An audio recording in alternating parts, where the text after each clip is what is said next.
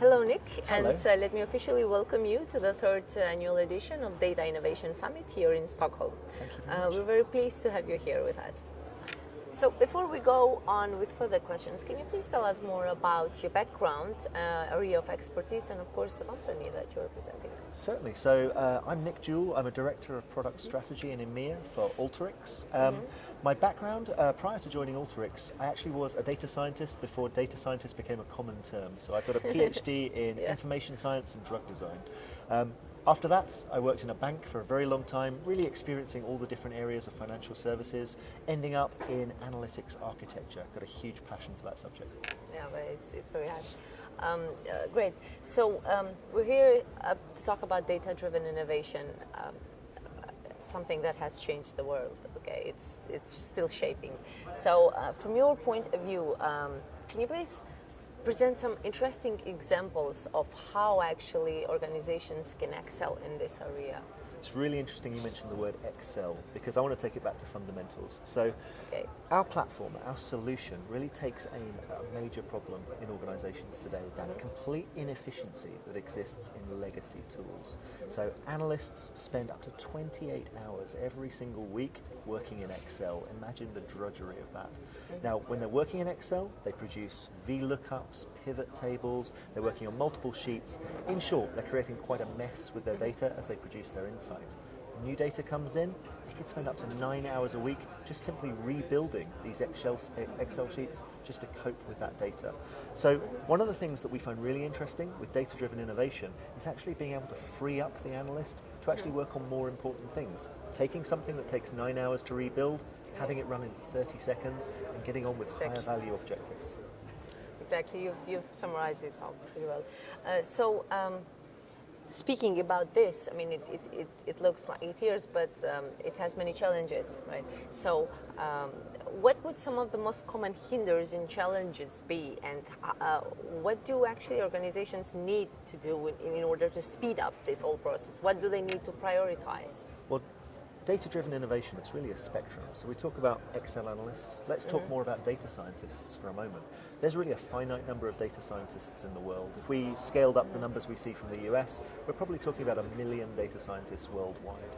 The demand is growing, but the skills and the jobs are not actually appearing. So we don't really forecast over the next decade that it's going to double, maybe not even triple. So in the meantime, how do we empower the citizen data scientists? Maybe today these people are working in Excel using macros, maybe they're using SQL and they're developing code there.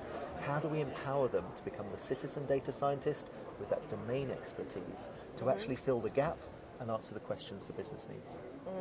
Okay, there are still a number of companies that are still in the beginning of the journey. From your area of expertise, your domain, what would some of the recommendations be? So there are 4 basic steps that I think anyone trying to get into analytics and trying to improve the productivity in a company should do. So first of all, we need to understand where data assets reside across an organization. So this could be through the use of a data catalog. It could be a simple audit to understand the files, the databases, maybe the BI applications that are being used.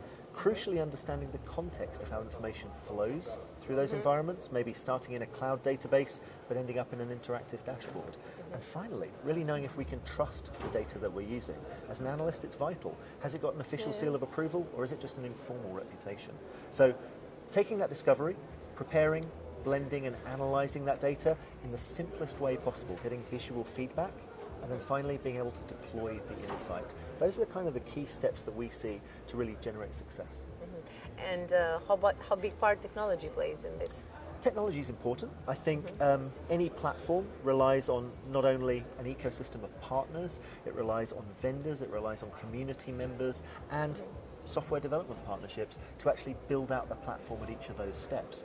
But I think it's more important to talk about the culture. I think information maturity, analytic maturity needs to develop in step with each of these processes.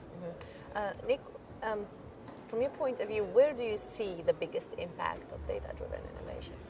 So it's a really interesting question, and it's something that's been a real buzz for us in the last 6 months at Alteryx. So taking a model that an analyst has built, so taking something that generates insight and actually being able to put it directly inside a business process, leading to maybe a business product or a service. So taking a model, taking a next best action or a recommendation or maybe a churn estimate and putting it directly in the hands of the salesperson, the call center operative or the end user exactly when they need it in near real time. Last but not least, so looking at the data-driven innovation like it is, what shall we expect in the near future? Let's say in the next 12 months. Perfect. So I think we're going to see the coming together more and more of the idea that we can have analysts working code-free and we have data scientists working in a code-friendly platform, and the two of them are going to be able to communicate better than ever before using the same platform. So it means that all of these valuable assets that get produced by data scientists get shared, get consumed by the users on the ground with real business problems.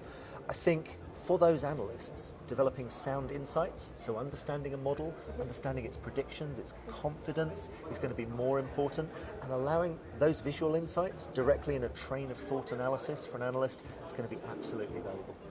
Great, that's nice here. Nick, thank you very much. It was my pleasure for us having this interview, and thank you for being part of the Data Innovation Summit. Thanks very much indeed.